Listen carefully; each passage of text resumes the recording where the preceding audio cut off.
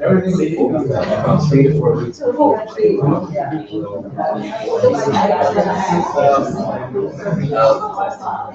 Oh, no, it's not.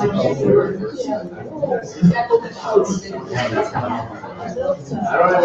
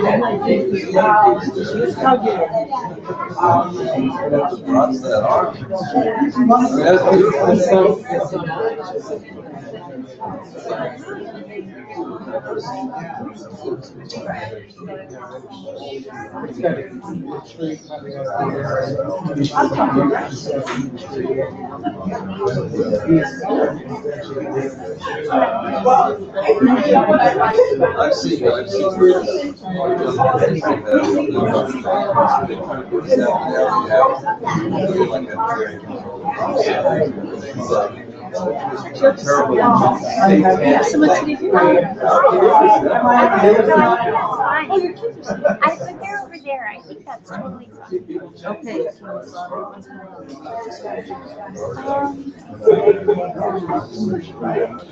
Microphone's on, so.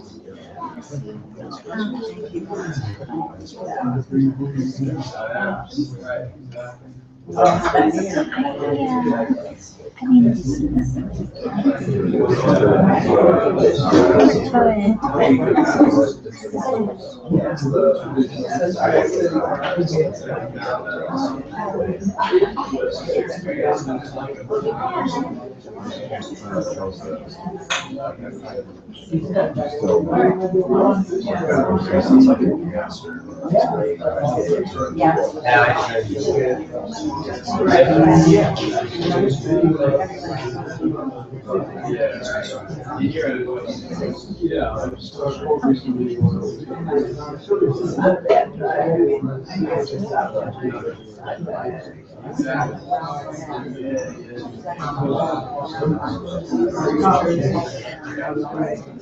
hold on.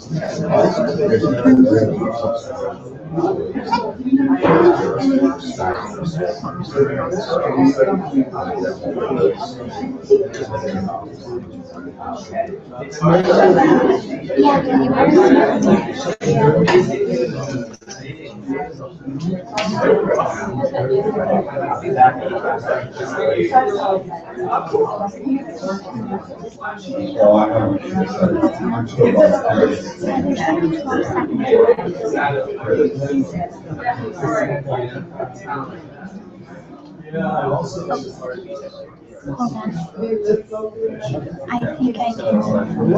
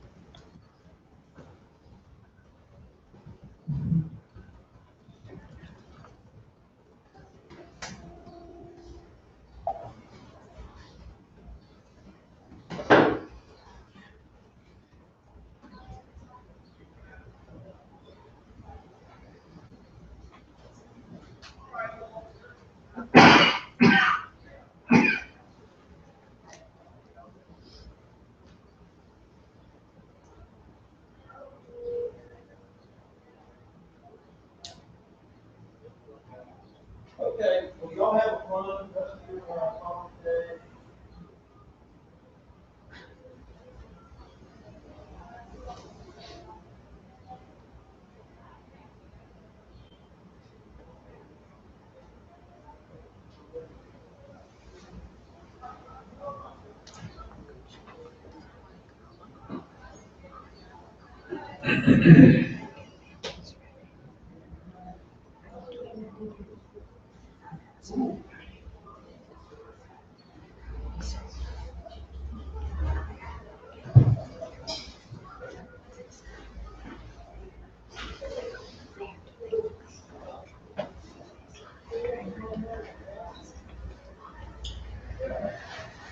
If I can have a few people come and fill the chairs up here and here, that'll make it easier for people who come later to go back.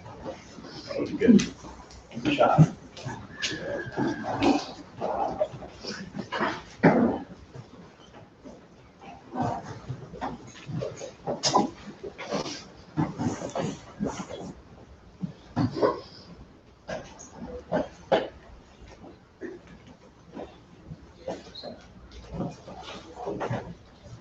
So before we start with the lighting of the candles, I want to see if anybody has anything to say or to share. Just make it all open for anyone to say anything.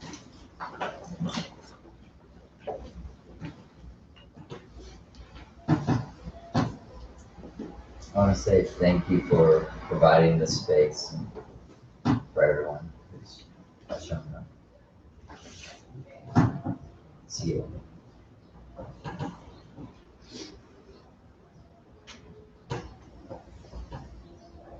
Yes, gratitude that we can gather together here and remind ourselves and be able to look at one another and see people in other places right now, including the people most directly involved with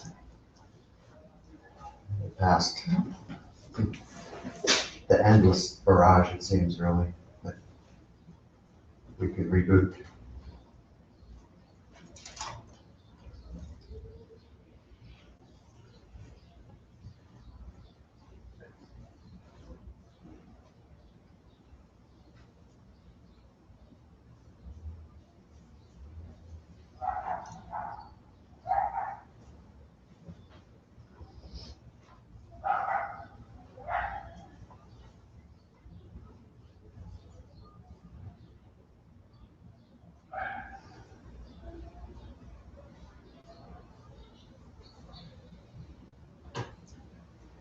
So if you could bear with me, I would like to read what I sent out 3 days ago. Some things might have changed. We might have learned a little bit more, but this was written 3 days ago and sent out to the Urban Dharma mailing list. Probably many of you have already read this, but hopefully this will provide us a reflection on what happened and what maybe we can do. A year ago, we were all shocked and horrified by news report of a massacre of church members at the Emmanuel African Methodist Episcopal Church in downtown Charleston, South Carolina. 9 people, 6 women and 3 men, ages ranging from 26 to 87, all African American, were murdered by multiple gunshots at close range.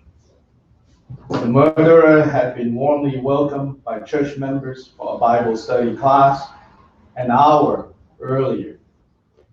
And as participants bowed their heads to pray towards the end of the meeting, the 21-year-old stood up, pulled a gun out of his fanny pack, a gun he had legally purchased, then uttered statements of racial hatred and proceeded to shoot.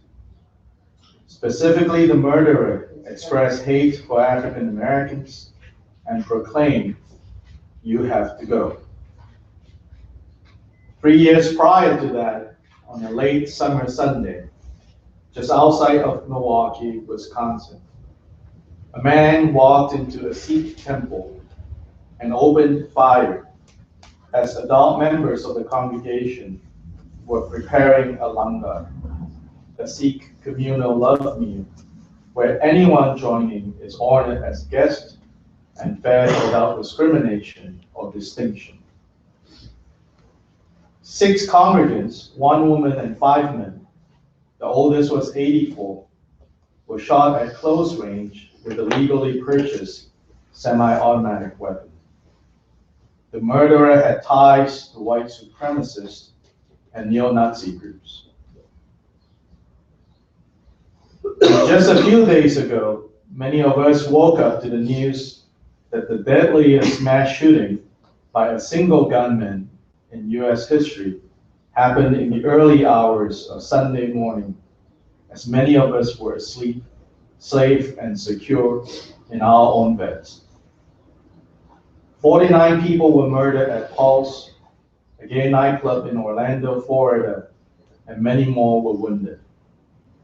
90% of the victims were of Hispanic background. The youngest was 19, the oldest 50, and the majority were in their 20s and early 30s. This is the largest mass killing of lesbian, gay, bisexual, and transgender people in the Western world since the Holocaust. The murderer, who was not known to be religious in life, claimed some vague allegiance to ISIS and other terrorist groups that opposed ISIS. and was investigated on several occasions by the FBI. This was a troubled person, reportedly physically abusive in his marriages, and in the aftermath of this massacre, among other information surfacing, is that the murderer had frequented the club and had used several gay dating apps. We do not know what all this means and how they led to the murderer's carnage.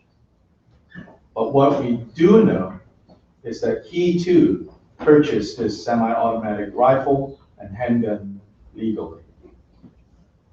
In all these three horrific cases, the perpetrators were driven by hate and fear. Hate of what and who they did not understand, hate of those whom they could not accept, fear of the other, fear of what they could not accept in others, and maybe even hate and fear of what they could not accept about themselves. Although on the surface, these three cases might look different to some of us, there is much more in common. Members of minority communities were brutally attacked and murdered. They were murdered because of who they were. They were murdered in their respective places of sanctuary and safety.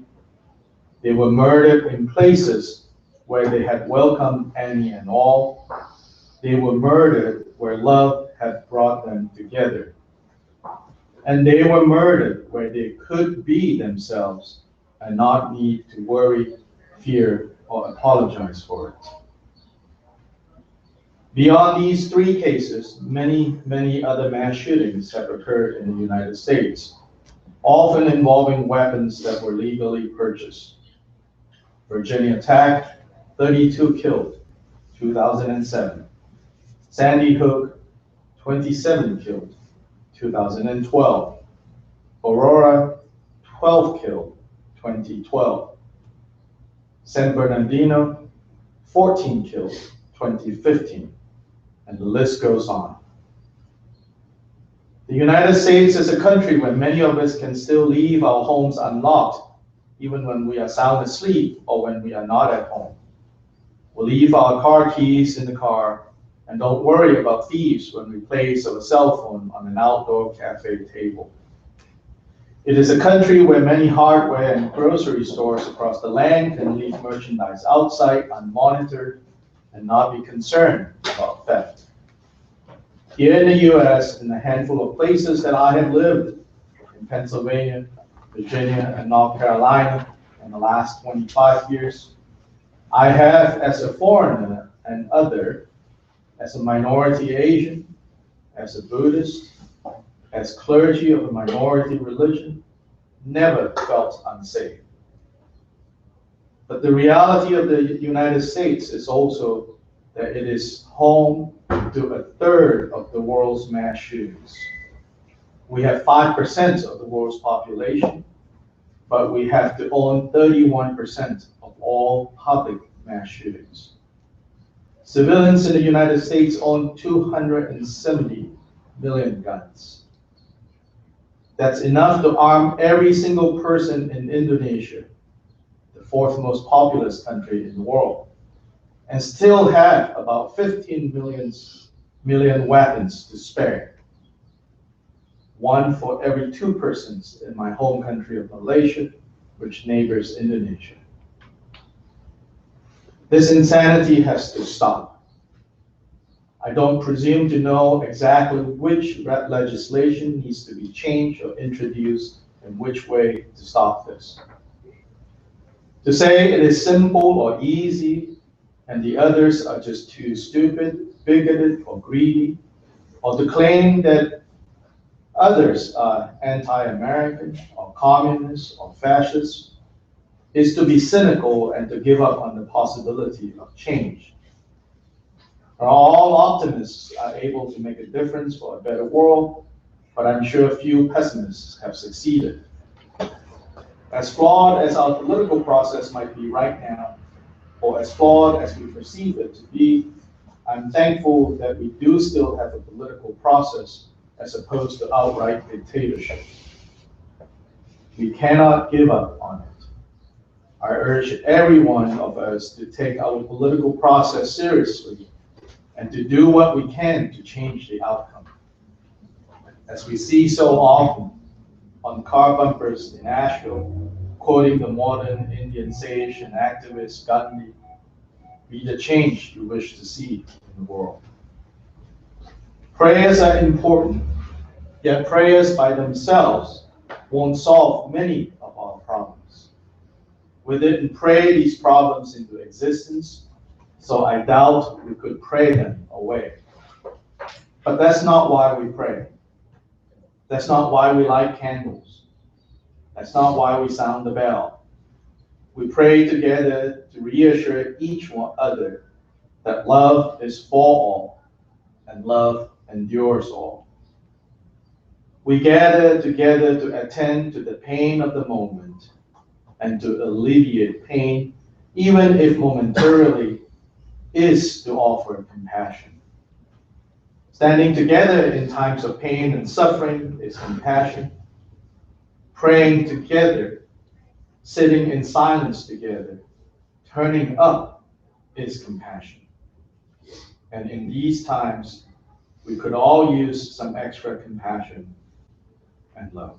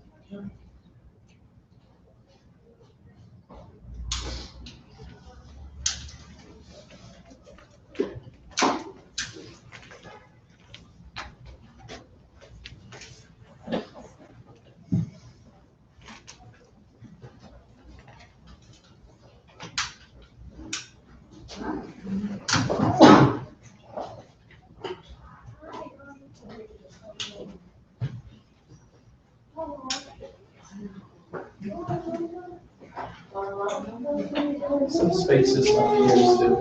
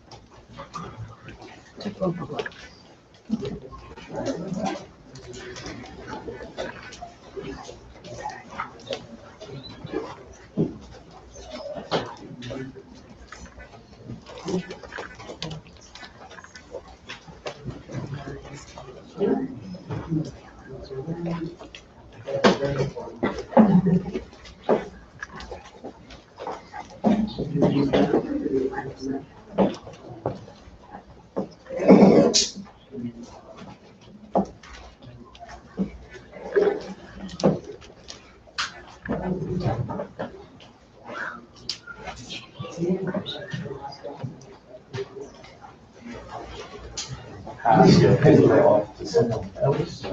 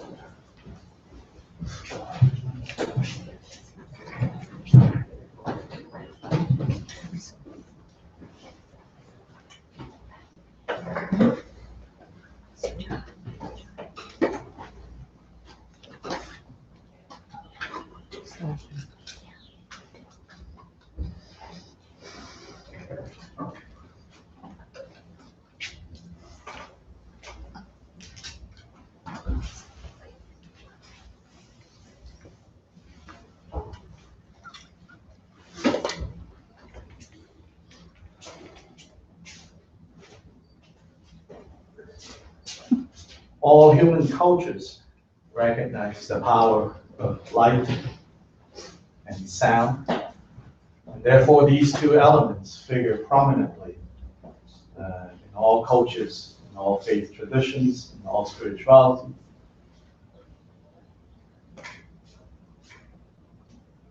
Within the Buddhist context, light is often the light of wisdom, and sound is often called the sound of compassion. Wisdom is that which allows us to see clearly, to see things as they are rather than see things as we imagine them to be, see things as our prejudices allow us to see. Instead of that, is to see things as they are. So that's sort of our significance of what this light might be. But no one has any claims over interpretation. And so you will have your own meanings of light. And we honor that. We recognize that. And likewise, you will have your own appreciation of the power of sound.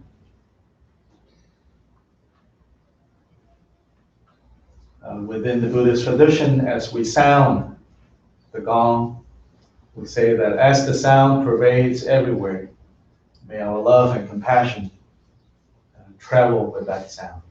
And so again, let your own thoughts, let your own feelings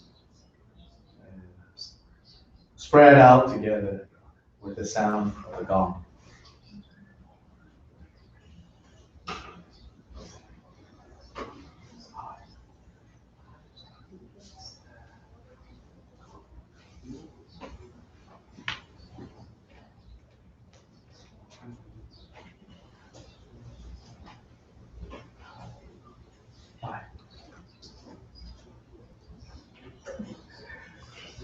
Just the gong. Just the gong. Yeah, sorry. She's about the only one here that knows how to use the conch. So each time say Maya, immediately she goes to the conch.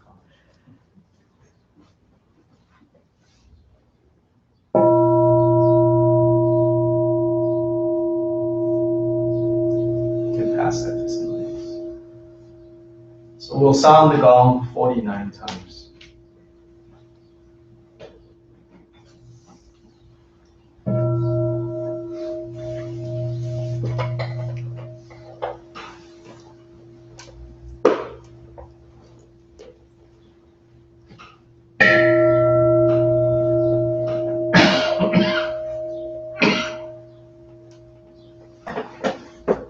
Right on the rim is probably what it sounds best.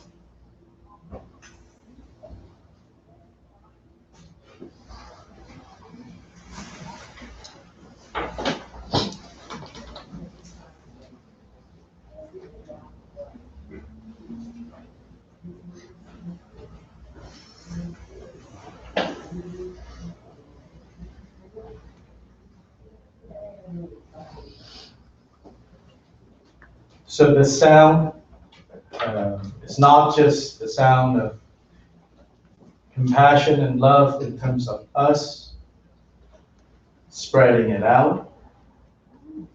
It's also useful to remember that when we need that love and compassion,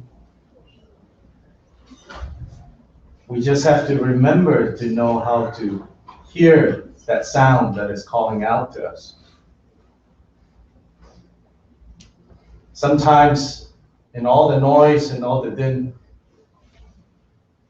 we fail to recognize that as much as it seems like there's no more love and compassion, or not enough to go around, it might be that we're not listening deep enough. We're not listening quietly enough to be able to hear the sound of love and compassion calling us.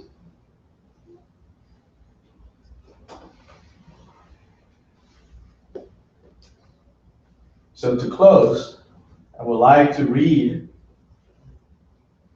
a poem as a reminder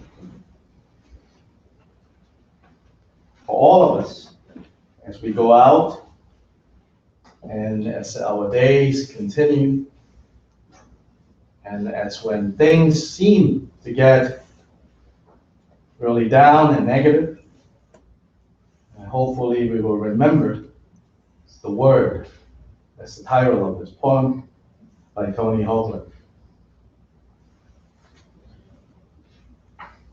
Down near the bottom of the cross-out list of things you have to do today, between green thread and broccoli, you find that you have penciled sunlight.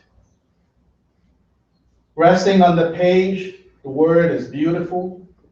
It touches you as if you had a friend and sunlight were a present he had sent from someplace distant as this morning, to cheer you up and to remind you that among your duties, pleasure is a thing that also needs accomplishing. Do you remember that time and light are kinds of love, and love is no less practical than a coffee grinder or a safe spare tire? Tomorrow you may be utterly without a clue, but today you get a telegram from the heart in exile, proclaiming that the kingdom still exists. The king and queen alive, or I would add, king and king, or queen and queen alive, still speaking to their children, to anyone among them who can find the time to sit out in the sun and listen. The sun is still out. Thank you for coming. Thank you. Thank you.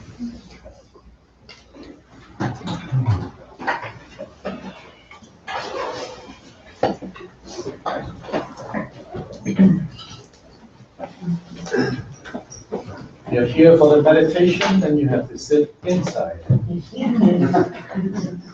Starting at 2.